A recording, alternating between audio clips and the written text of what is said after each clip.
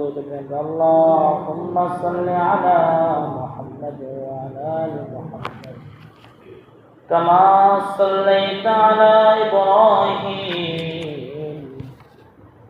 ওয়া আলা আলি ইব্রাহিম ইন্নাকা হামিদুম মাজিদ اللهم بارك على محمد وعلى آل محمد كما باركت على إبراهيم وعلى آل إبراهيم إنك حميد مجيد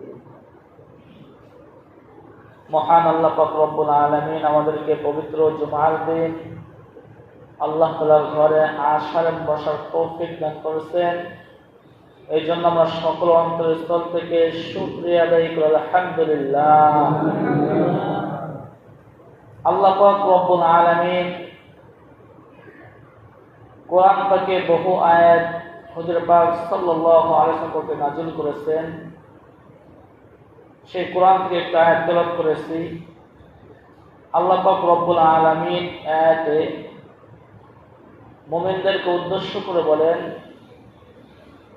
ঈমানদারদেরকে উদ্দেশ্য করে বলেন, যারা নাকি ঈমান এনেছো, যারা নাকি ঈমান গ্রহণ করেছো,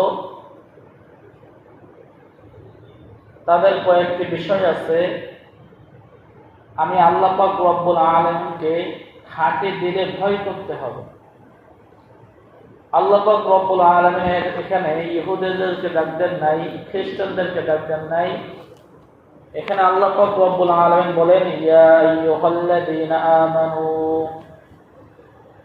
আল্লাহ পাক রব্বুল আলামিন এখানে ঈমানদার বলে সম্বোধন করেছেন, ঈমানদার বলে ডাক দিয়েছেন।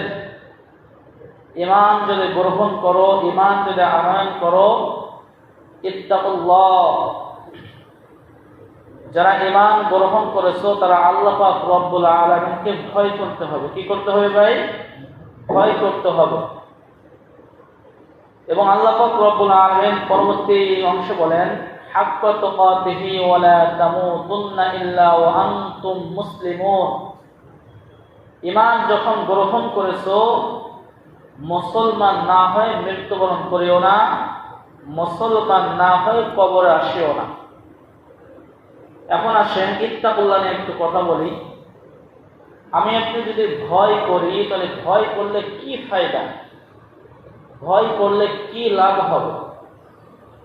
আজ দেখেন দুনিয়ার দিকে যদি আমি আপনি তাকাই, দুনিয়ার যদি কোনো প্রভাবশালী ব্যক্তি থাকে, তার সামনে আমার আপনার কথা বলতে ভয় লাগে। সে যতই জুলুম করুক, সে যতই অত্যাচার করুক, তার সামনে যে আমি কথা বলবো, তার বিরুদ্ধে যে আমি একটা কথা বলবো, এটা আমার সাহস হয় না। কারণ আমি জানি সেই প্রভাবশালী ব্যক্তির বিরুদ্ধে যদি আমি কথা বলি, তারা আমার এই ক্ষতি হইতে পারে, আমার জান চলে যাওয়ার ভয় হতে পারে। এই ভয়তে আমি আপনি সেই জুলুমকারীর বিরুদ্ধে কথা বলতে চাই না, চুপ করে থাকি। কিন্তু যে আল্লাহ পাক রব্বুল আলামিন আমাকে এত সুন্দর করে সৃষ্টি করেছেন, এত মায়া করে সৃষ্টি করেছেন, সে আল্লাহ পাক রব্বুল আলামিন কোরআন পাকে বলে দিয়েছেন যে জান্নাত আছে, জাহান্নাম আছে, হাসর আছে, মিজান আছে, ফুলসিরাত আছে, এই সমস্ত কিছু আছে। তোমরা যদি আমাকে ভয় না করো, আর যদি আমার কথা যদি না মেনে চলো, তাহলে তুমি আমার কাছে আসার সঙ্গে সঙ্গে তোমার জন্য জাহান্নাম অপেক্ষা। নাউযুবিল্লাহ। এই জন্য কি করতে? আল্লাহকে ভয় করতে হবে। আর আল্লাহকে আমি আপনি যখন ভয় করব, তখন আমার আপনার দ্বারা গুনার কাজ হবে না। যখন আমি আপনি সুখ খাইতে যাব, তখন দেখতে পারবো যে আমার আল্লাহ পাক রব্বুল আলামিন আমাকে দেখতেছেন। আমি যখন নামাজ ছেড়ে দিব, তখন আমার মনের আমার আল্লাহ পাক রব্বুল আলামিন আমাকে দেখতেছেন। এই ভয়টা আমার আপনার অন্তরে যখনই আসবে, তখন আমি আপনি খাঁটি মুমিন হতে পারবো। মুসলমান ইমানদার বন্ধুগণ, আজ তো আমার আপনার ভিতরে ভয় উঠে গেছে, আল্লাহ পাক রব্বুল আলামিনের ভয় আমার আপনার ভিতরে কাজ করে না। কিন্তু সাহাবায়ে কেরামের ভিতরে আল্লাহ পাক রব্বুল আলামিনের ভয় এতটাই কাজ করতেন, যখন সাহাবায়ে কেরাম কোনো গুনাহের কাজ করতেন, কোনো অন্যায় কাজ হয়ে যেত, সাহাবায়ে কেরাম রাদিয়াল্লাহু তাআলা আনহুম আজমাইন সাথে সাথে তওবা করে নিতেন। একটা ঘটনা বলতে বুঝে আসবে, হযরত ওমর রাদিয়াল্লাহু তাআলা আনহু খলিফাতুল মুসলিমিন তাকে বলা হয়, পুরো মুসলমানদের রাজা ছিলেন, বাদশা ছিলেন। খলিফাতুল মুসলিমিন ওমর রাদিয়াল্লাহু তাআলা আনহু যখন মারা গেলেন, তার ছেলেরা তাকে গোসল করানোর জন্য খাটের উপর যখন নাকি শোয়াইলেন, যখন নাকি ওমর রাদিয়াল্লাহু তাআলা আনহুকে কবর করে শোয়াইলেন, ওমর রাদিয়াল্লাহু তাআলা আনহুর পিঠ মোবারক দিকে যখন নাকি ছেলেদের চোখ গেল, ছেলেরা দেখে ওমর রাদিয়াল্লাহু তাআলা আনহুর পুরো পিঠে চাবুকের আঘাতে পুরো পিঠটা ঝাঁঝরা হয়ে আছে। এই কথা চারদিকে ছড়িয়ে পড়ল, কে আছে এখানে যে ওমর রাদিয়াল্লাহু তাআলা আনহুর পিঠে আঘাত করবে? এমন এক ব্যক্তিও তো এই দুনিয়ার ভিতরে জন্মায় নাই যে ওমর রাদিয়াল্লাহু তাআলা আনহুর পিঠে আঘাত করবে। যারা দুনিয়ায় ছিলেন তারা ঘোষণা করে দিল, কে আছো যে ওমর রাদিয়াল্লাহু তাআলা আনহুকে এভাবে আঘাত করেছে? কোন ব্যক্তি পাওয়া যায় না। তখন ওমর রাদিয়াল্লাহু তাআলা আনহুর ছেলে বললেন, চাচা যান, আমার পিতার দৈনন্দিন জীবনে কি কি আমল করেছে, সকাল থেকে সন্ধ্যা পর্যন্ত কি কি আমল করেছে একটা ডায়েরি আছে, ওই ডায়েরির ভিতরে লেখা থাকতে পারে যে আমার পিতাকে কেউ আঘাত করেছে নাকি এটা কিসের কাজ, তখন ওখানে লেখা থাকবে। এবার চাচা ভাতিজাকে বললেন, যাও নিয়ে আসো তোমার পিতার ডায়েরি, এখানে নিয়ে আসো দেখি কেমন ওমর রাদিয়াল্লাহু তাআলা আনহুর পিঠে এত চাবুকের দাগ। এবার তার ছেলে ডায়েরি এনে দেখেন যে ওমর রাদিয়াল্লাহু তাআলা আনহু লিখে রেখেছেন যে আমার এই কয় রাকাত নফল নামাজ পড়ার দরকার ছিল, ইশরাকের নামাজ পড়ার দরকার ছিল, আমি ঠিক মতো সময় পড়তে পারি নাই, আমি তো গুনাহের কাজ করি নাই, আমি তো খলিফাতুল মুসলিমিন, আমার তো মানুষের খেদমত করার দরকার ছিল, সঠিকভাবে খেদমত করতে পারি নাই। এই জন্য দিনের শুরু থেকে নিয়ে শেষ পর্যন্ত যত আমল করেছে, যত কাজ করেছে, সমস্ত কাজগুলো ওমর রাদিয়াল্লাহু তাআলা আনহু এই ডায়েরির ভিতরে লিখে রাখতেন। যখন তাকে রাত্রে বেলায় ঘুমাতে যাইতেন, তখন দেখতেন সকাল থেকে সন্ধ্যা পর্যন্ত কি কি কাজ করেছে। হযরত ওমর রাদিয়াল্লাহু দেখেন যে এখানে মানুষের খেদমত একটু বেশি করার দরকার ছিল, বেশি খেদমত করতে পারে নাই, এখানে আমার অন্যায় হয়েছে। ওমর রাদিয়াল্লাহু তাআলা আনহু নিজের চাবুক হাতে নিয়ে নিজের পিঠের ভিতরে আঘাত করেছে, যে কাল কিয়ামতের ময়দানে আমার আল্লাহ যদি বলে তোকে খলিফাতুল মুসলিমিন, মুসলমানদের সরদার বানানো হয়েছিল, মুসলমানদের রাজা বানানো হয়েছিল, তুমি সঠিকভাবে কাজ করতে পারো নাই, যাও তোমাকে জাহান্নামে দিয়ে দিলাম।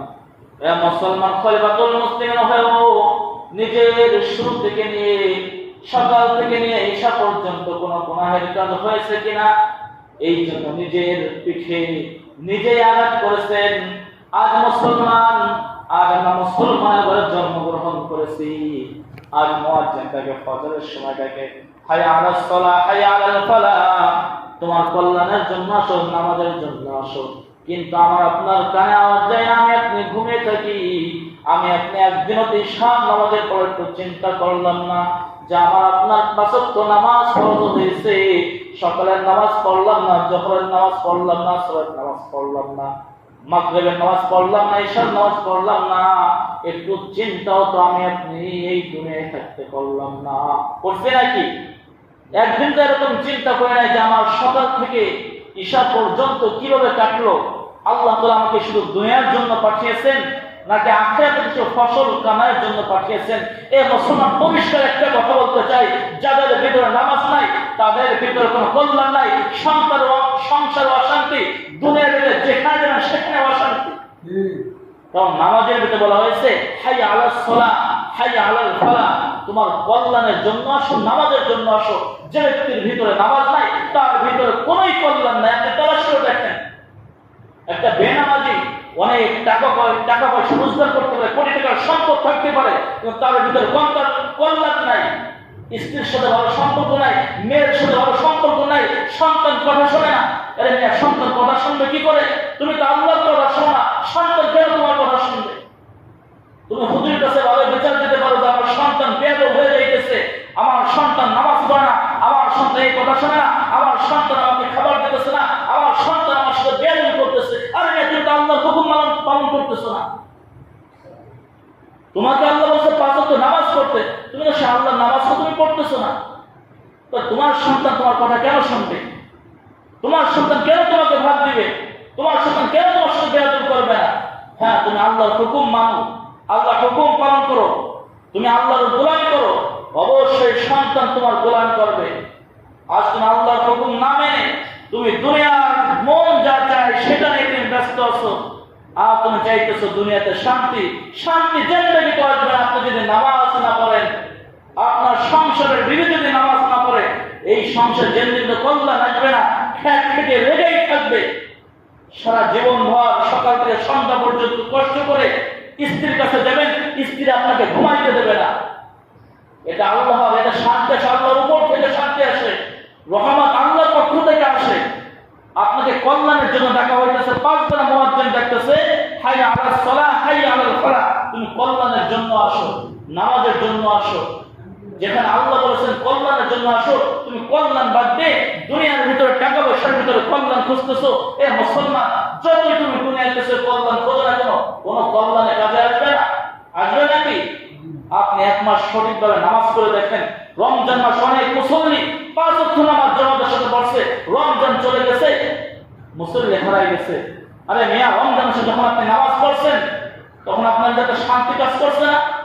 রমজান চলে গেছে, আপনি নামাজ আসতেছেন না, আপনার শান্তিও চলে গেছে। তাকিয়ে দেখেন, লক্ষ্য করে দেখেন, রমজান যেভাবে কাটাইছেন এখন শরীর কাটাইতে পারতেছেন না। এ অশান্তি, অশান্তি, সে অশান্তি, চারিদিকে অশান্তি ঘিরে ফেলেছে।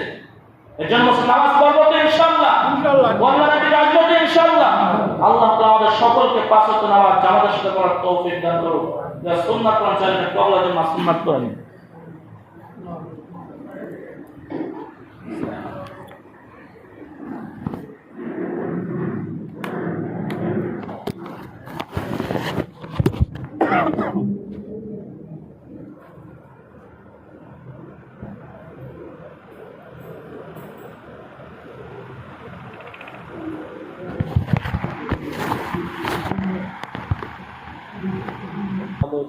اللهم صل على محمد وعلى آل محمد كما صليت على إبراهيم وعلى آل إبراهيم